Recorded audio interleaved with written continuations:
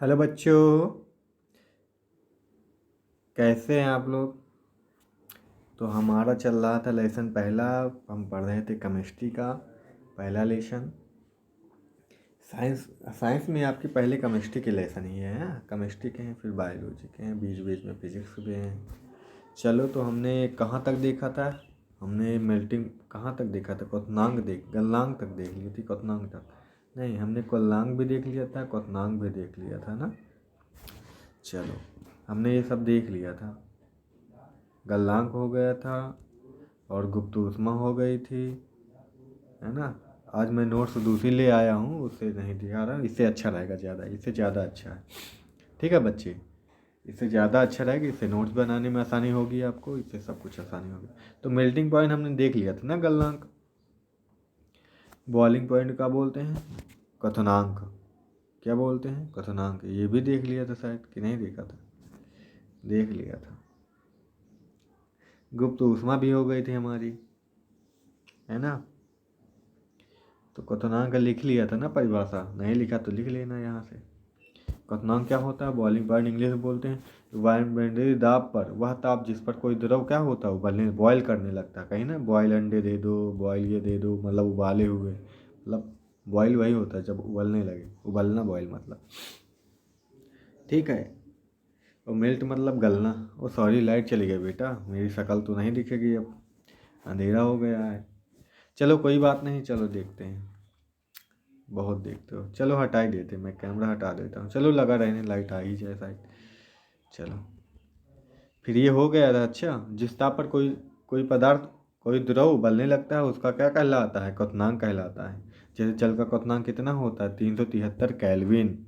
अब केल्विन को डिग्री, अब डिग्री और सेल्सियस में बोले तो क्या बोलते हैं, 100 डिग्री सेल्सियस कह लें, और चाहे तो 373 केल्विन कह लें। डिग्री सेल्सियस को केल्विन बदलने के लिए कितना जोड़ देते हैं, 273 जोड़ देते, तो केल्विन में बदल जाता है। समझ गए।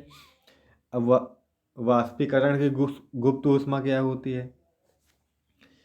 वाष्प के रूप में ही उड़ना या वाष्प के रूप में बदलना ही क्या कहलाता है, वाष्पीकरण कहलाता है। आप देख लेते हैं इसको क्या कहते हैं। जो वायुमंडलीय दाब पर 1 किलोग्राम द्रव, कितना द्रव, 1 किलोग्राम को उसके क्वथनांक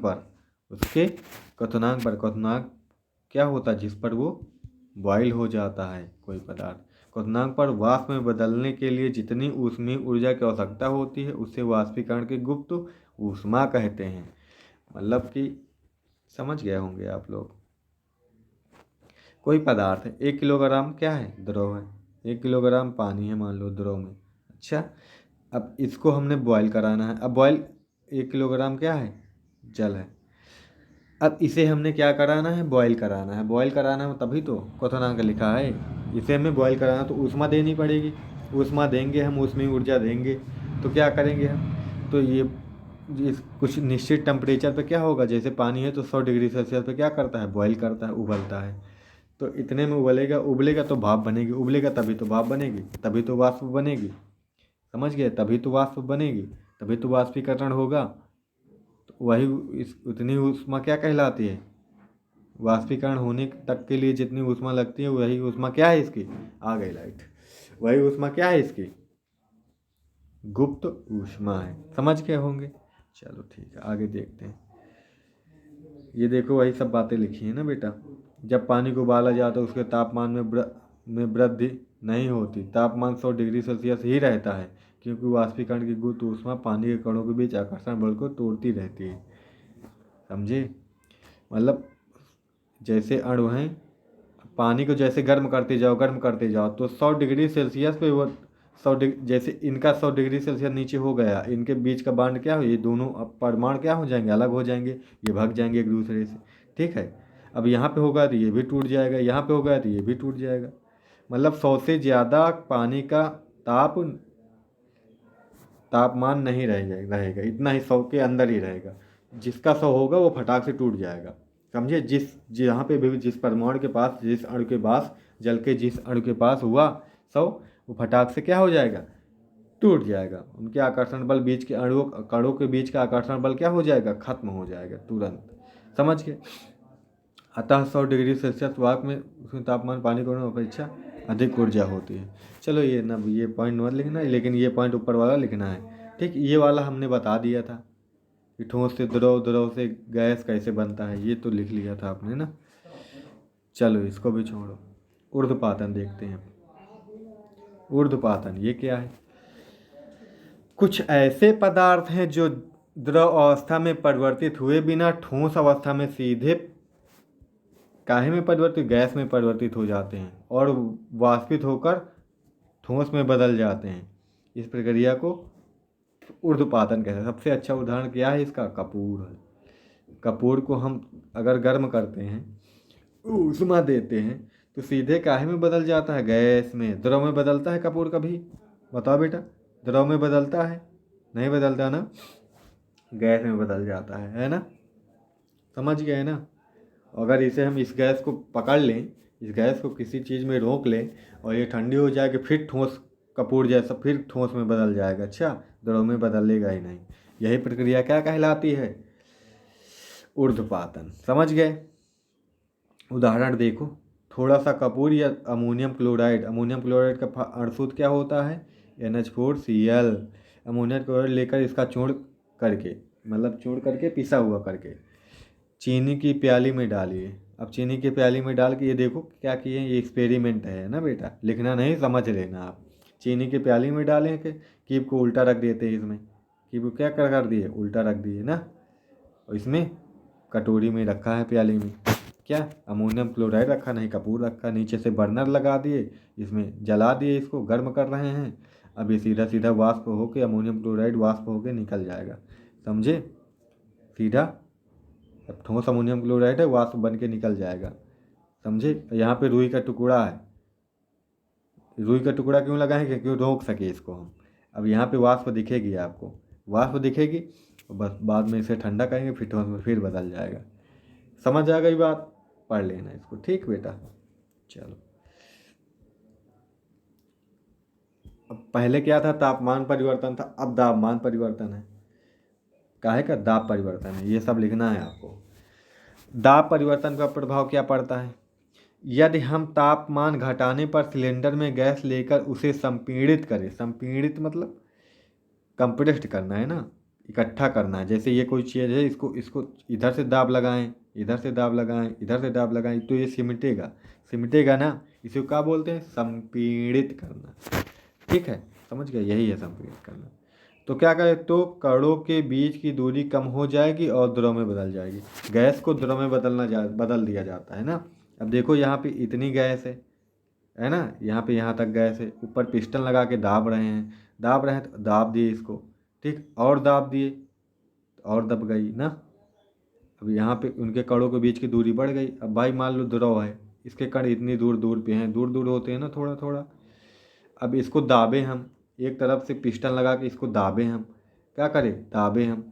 अब दाबेंगे तो ये कण एकदम पास पास आए, एक दूसरे से ठस जाएंगे, एकदम ठस जाएंगे ना, एक दूसरे के पास आ जाएंगे, एकदम पास आ जाएंगे तो क्या हो जाएगा?